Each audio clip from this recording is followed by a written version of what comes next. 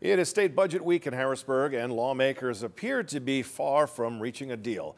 Fox 43's Marshall Keeley explains what's behind the holdup in the state capitol and what happens if lawmakers miss Sunday's deadline.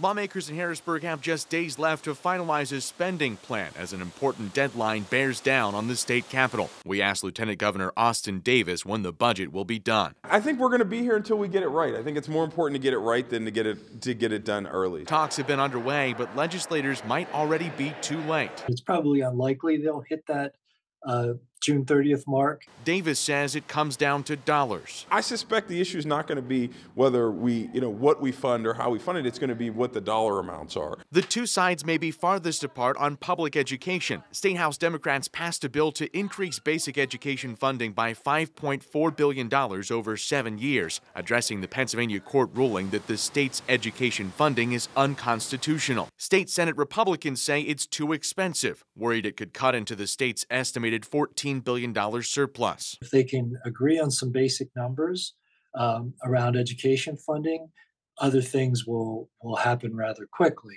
But I'm not sure how close they are. If an agreement isn't finalized by Sunday, it would be the second late budget in as many years. There really aren't immediate consequences. Now, there are pressures that start to build after a certain amount of time. But as you know, last year we didn't have a budget till December.